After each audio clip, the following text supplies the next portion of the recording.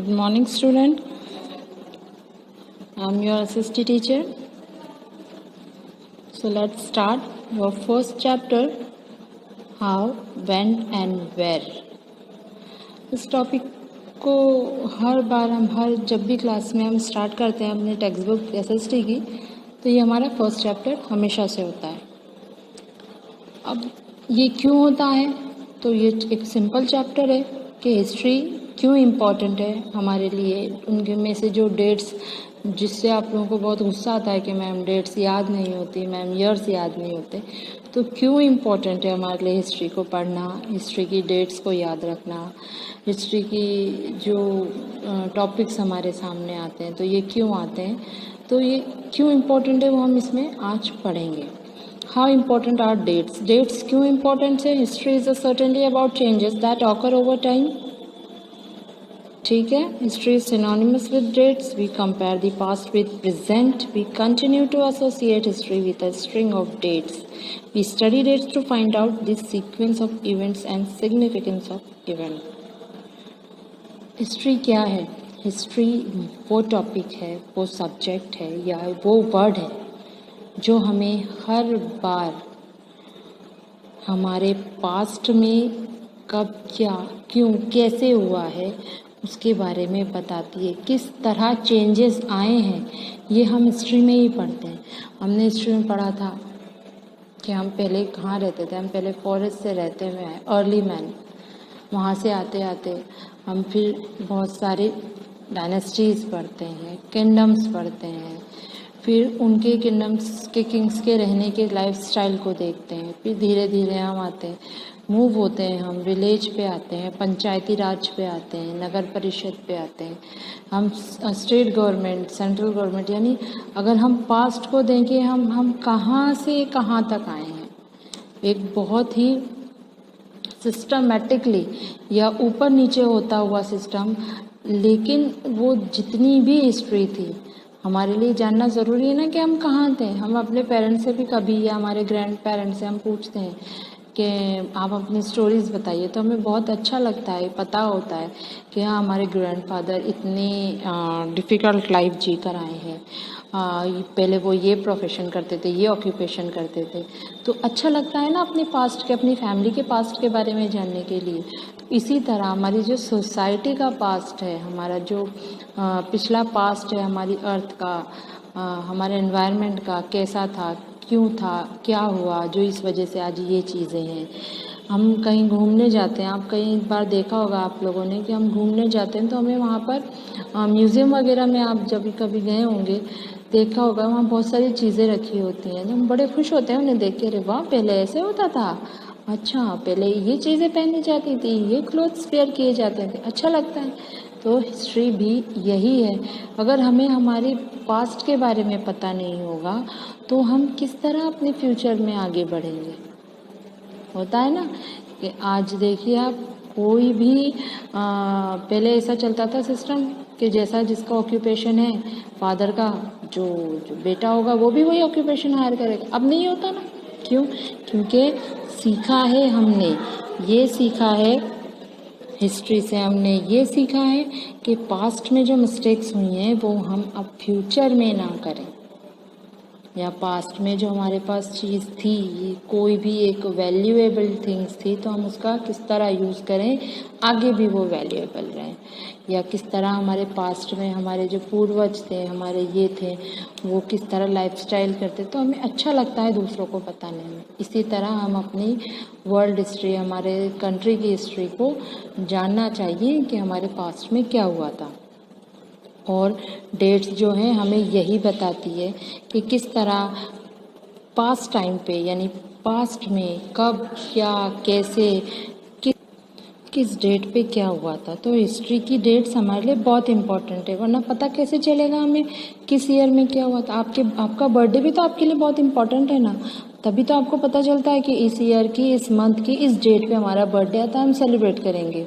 इस ईयर में ये हुआ था, मम्मी पापा की एनिवर्सरी थी, अच्छा इस वक्त हमारे ब्रदर का बर्थडे आता है, इस वक्त हमारे इसका बर्थडे आता है। तो वो आप डेट्स जो आप याद रखते हो क्यों याद रखते हो? आपके लिए इम्पोर्टेंट है। तो उसी तरह हिस्ट्री की कुछ स्टोरीज़ को, जो उस टाइम पर एक्सीडेंट हुए हैं, जो घटनाएं हुई हैं, जो वॉर्स हुई हैं, बैटल्स हुई हैं, बहुत इम्पोर्टेंट है। क्या हुआ था, किसने कितनी हिम्मत के साथ, बहादुरी के साथ लड़ाई की। तो इन चीज़ों को याद रखने के लिए हमारे पास डेट्स बहुत इम्पोर्टेंट होती है। विच dates? Selection of date depend on the story of past. Focusing on the particular set of events important. By studying the dates, reasons and consequences of events are understood in better way. तो कौन सी dates याद रखनी चाहिए? तो selection of depend on story of past. तो ऐसा नहीं कि हम हर स्टोरी, ऐसे तो बहुत स्टोरीज आई हैं, बहुत किंग्स आए हैं, किंग्स की लाइफ में होने वाली छोटी छोटी जो स्टोरीज हैं वो बहुत है, लेकिन हम हर किसी को याद नहीं रखते। हम ऐसी वॉर्स, जैसे हम हल्दी घाटी का युद्ध याद रखते हैं, पानीपत की वॉर याद रखते हैं, ट्राइन बैटल याद रखते हैं, battle of Plassey, battle of Buxar, ये इम्पोर्टेंट हैं। इसी के साथ साथ हम ब्रिटिश रूल जब हमारे इंडिया में चल रहा था, हम उसकी डेट्स याद रखते हैं, कब क्या क्या हुआ, कांग्रेस कैसे फॉर्म में आई, कब फॉर्म में आई, हमारा कॉन्स्टिट्यूशन कब बना, ये सारी डेट्स हमारे लिए बहुत इम्पॉर्टेंट है। तो हम सिर्फ उन्हीं स्टोरीज़ की, उन्हीं घटनाओं की डेट्स याद रखते हैं जो हमारे लिए इम्पॉर्टेंट होती है। ठीक है। How do we periodise? James Mill divided the Indian history into 3 periods, Hindu, Muslim, British. तो जो जेम्स मिल थे, ये एक स्कॉटिश राइटर थे, एक स्कॉलर थे। इन्होंने क्या किया, जब ये इंडिया आए, इन्होंने देखा और इंडियन हिस्ट्री को इन्होंने 3 पार्ट में डिवाइड कर दिया, हिंदू, मुस्लिम्स एंड ब्रिटिश। इनका मानना था, according to Mill, only British rule, culture and law could make Indian civilised. इनका मानना ये था कि जो फर्स्ट पार्ट आता है हिस्ट्री का, वो वहाँ पर हिंदू किंग्स जो थे वो राज किया करते थे। जो मिडल पार्ट आता है वो वहाँ पर मुस्लिम्स किंग राज किया करते थे। और जो आखिरी पार्ट हिस्ट्री का इंडिया का आता है, वहाँ पर ये अपने आप को रखते हैं, यानी ब्रिटिश रूल को रखते हैं। और इनका मानना था कि सिर्फ़ और सिर्फ ब्रिटिश रूल्स की वजह से इंडिया जो है सिविलाइज हो चुका है, यानी उसमें बहुत समझ आ चुकी है। ब्रिटिश रूल आने के बाद इंडियाज़ में लॉज बनाए गए हैं, कल्चर को बिल्कुल सिस्टमेटिकली किया गया है। तो ये अकॉर्डिंग टू मिल के अकॉर्डिंग ये चीज़ें थी। अगर हम बात करते हैं मिल, अकॉर्डिंग टू मिल की थॉट को, उनके लिखने को छोड़कर, अगर उनके थॉट को छोड़कर अगर हम बात करते हैं, तो moving away from British classification, historians have usually divided Indian history into ancient, medieval and modern. यानी हम अदर स्कॉलर्स के अकॉर्डिंग उन्होंने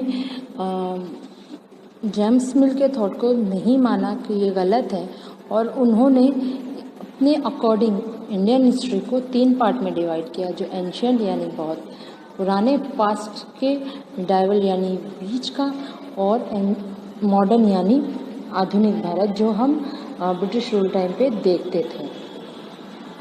व्हाट इज़ कॉलोनियल? इस कॉलोनियल वर्ड से आप क्या समझते हैं?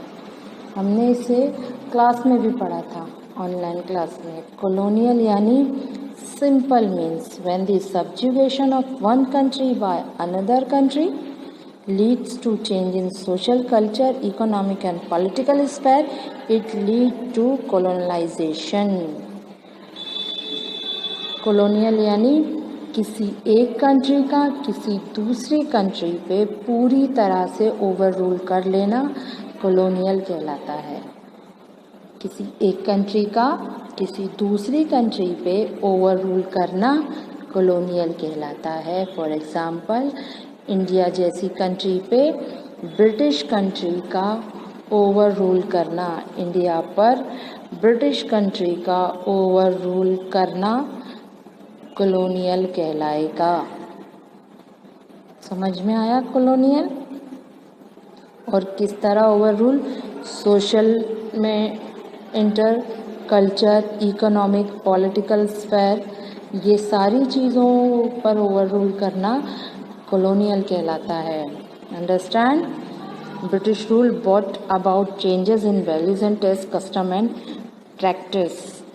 माना गया है, देखा गया है, इवन ये समझा भी गया है कि जो ब्रिटिश रूल्स कर रहे थे उन्होंने हमारे काफ़ी हद तक हमारे वैल्यूज़ को, हमारे टेस्ट को, हमारे कस्टम्स को, हमारी प्रैक्टिसेस को काफ़ी हद तक चेंज करने की कोशिश की और उन्होंने बहुत हद तक हमारी इन चीज़ों को, हमारे कस्टम प्रैक्टिसेस वगैरह को चेंज भी हुए। इनमें काफ़ी उतार चढ़ाव भी हुआ, लोगों में गुस्सा भी देखने को मिला कि हर ज़रूरी नहीं कि हमेशा ही रूलिंग पार्टी या रूल करने वाला सही होता है, उसके डिसीजन सही होते हैं, ये गलत होता है। तो हम इंडियन कंट्री जो शुरू से अब तक रिलीजियस बेस पर चलती भी आई है, उनमें अगर इतने चेंजेस अगर कोई करेगा तो कहीं ना कहीं ये लोगों में गुस्सा, हीन भावना पैदा करने का सिस्टम बनता है। ठीक है, नेक्स्ट है how do we know administration. तो हम एडमिनिस्ट्रेशन को कैसे समझें कि वो लोग, आज हम देखते हैं, हम बहुत इजी में पढ़ते हैं लोकसभा क्या है, राज्यसभा क्या है, हमारी विधानसभा क्या है, पार्लियामेंट का क्या फॉर्मिंग सिस्टम है, किस तरह, how do we know administration. हम देखते हैं ना कि किस तरह एडमिनिस्ट्रेशन करते थे वो। तो कई बार ऐसा, किस तरह वो एडमिनिस्ट्रेशन करते थे, हम किस तरह उनके काफ़ी एडमिनिस्ट्रेशंस के रूल को एक्सेप्ट करते हैं। क्योंकि किंग्स जब एक के पीछे एक किंग्स आया करते थे, जब वो दूसरे किंग्स को डिफीट करते थे और उसके किंगडम पे पूरी तरह से ओवर रूल करते थे, तो वो देखते थे कि एडमिनिस्ट्रेशन वो किस तरह करते हैं, और अगर उन एडमिनिस्ट्रेशन में बहुत अच्छी अच्छी बातें होती थी तो वो उसे एक्सेप्ट करते थे। ऐसे नहीं कि उसे बिल्कुल भी डिनाई कर दिया जाता था। उनके एडमिनिस्ट्रेशन की बहुत सारी अच्छी रूल्स को, रेगुलेशंस को एक्सेप्ट करके उसे अपने किंगडम्स में और अपने किंगडम्स के रूल में फॉलो किया जाता था। तो इसी तरह one important source of this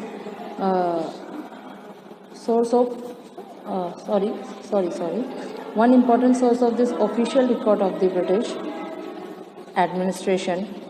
The British felt that all important documents and letters need to be preserved. Specialized institutions like archives and museums were established to preserve important records. Administrative sources only represent half of the picture, as they all were written and maintained by British officials. Several other source studies together give a better picture of administration. तो ये सारे points क्या बताते हैं, ये सारे points हमें बहुत इजी में ये बताते हैं कि हमारे जो पास्ट के किंग्स थे, किंगडम्स थे, जिन पर ब्रिटिश ने रूल किया, उनकी सारी किंगडम्स को इन्होंने ओवर रूल के थ्रू या चीटिंग के थ्रू, जितने भी उनके डायनेस्टीज थी, उन सबको जो इन्होंने अपने कब्ज़े में कर लिया। तो क्या देखा इन्होंने कि पहले के जो किंग्स भी थे वो रिटर्न वर्क में अपने एडमिनिस्ट्रेशंस के रूल्स, रेगुलेशंस,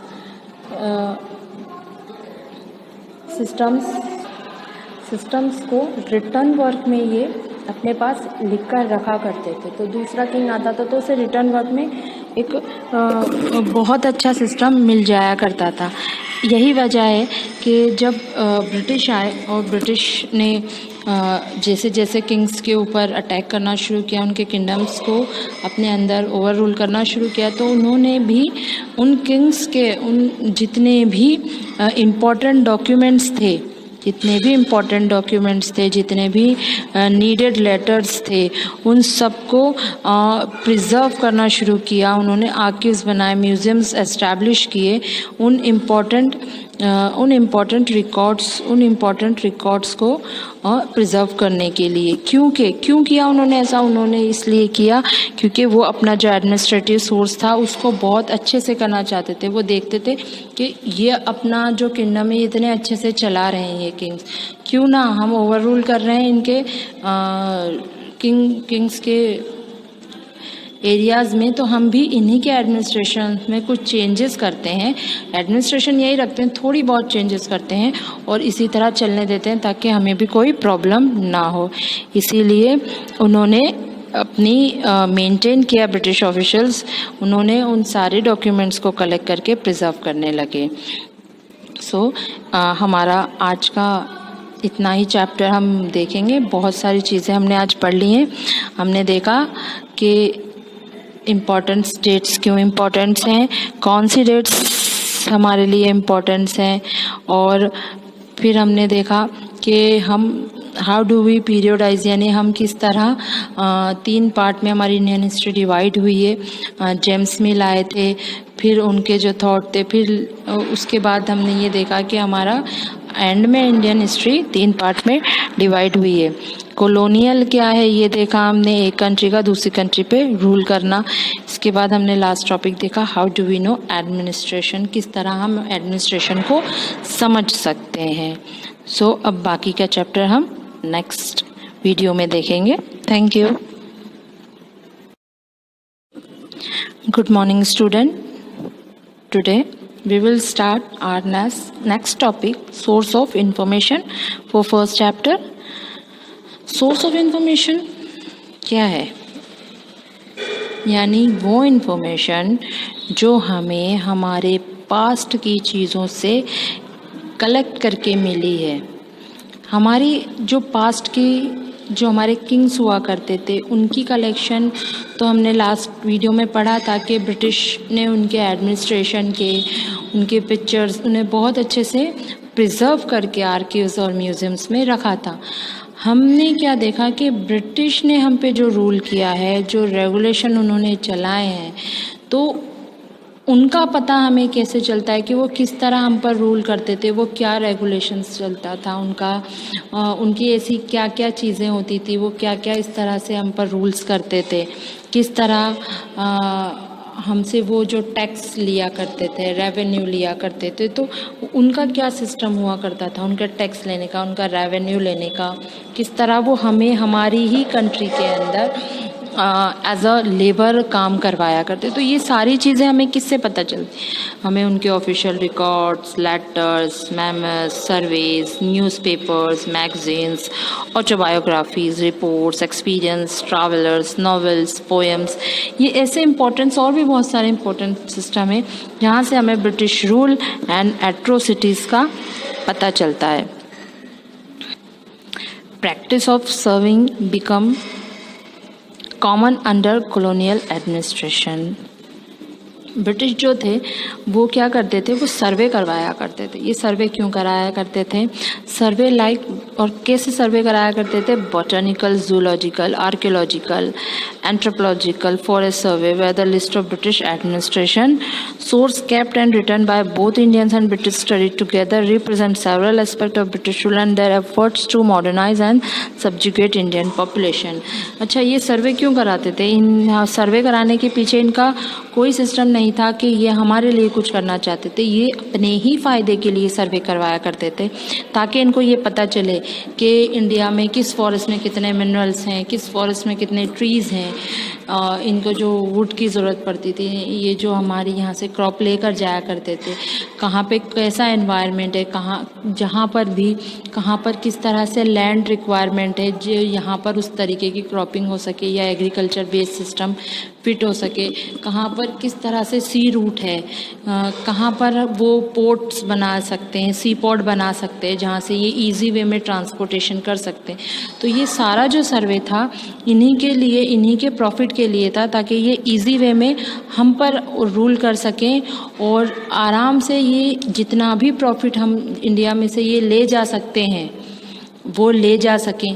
तो इनका ये सिस्टम था जो ये सर्वे के अकॉर्डिंग ये देखते थे कि कहाँ कितनी पॉपुलेशन है, कहाँ कितने मज़दूर हैं जिन्हें हम फ्री ऑफ कॉस्ट में उनसे बिना वेजेस के काम करा सके। तो ये सर्वे के दौरान इन्हें सब पता चल जाया करता था और ये आराम से अपना प्रॉफिट निकाल लिया करते थे। नेक्स्ट है, what do official record not tell. अब The official record do not tell about the need of people of India. Many official record hide the truth and only show one aspect of event.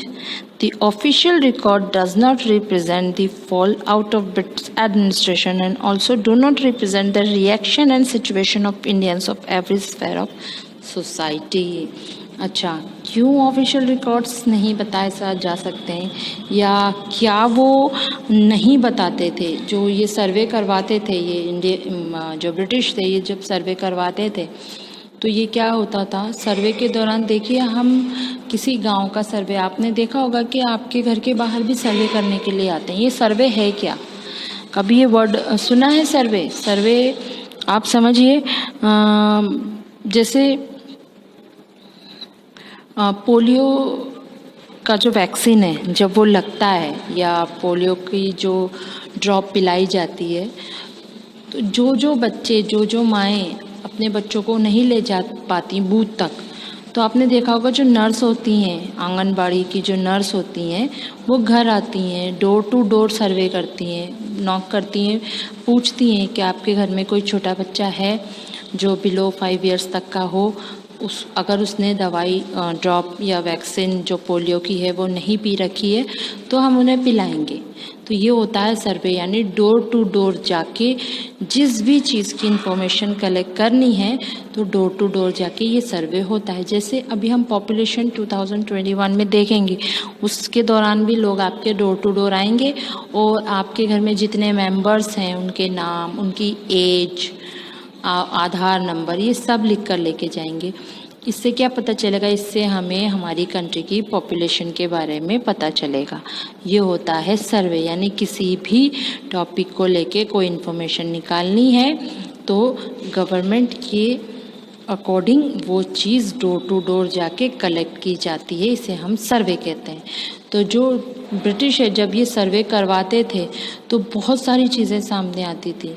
क्या ये जो British का rule है, जो Indians को पसंद नहीं आता था, तो इसके बारे में भी उन्हें पता चलता था कि काफ़ी लोग हैं जो हमें पसंद नहीं कर रहे हैं, कि आपके रूल सही नहीं है, आप क्यों हम पर रूल कर रहे हो, ये कंट्री हमारी है। तो ये जितनी भी चीज़ें हैं वो इनको हाइड कर लिया करते थे, छुपा दिया करते थे, ये नहीं बताया उन्होंने कहीं भी। इनके जो सर्वे की जितनी भी ऑफिशियल रिकॉर्ड्स हैं उनमें कहीं ये बात सामने नहीं है कि इंडियंस जो हैं ब्रिटिश रूल से परेशान थे। Official records does not represent the fall out of British administration.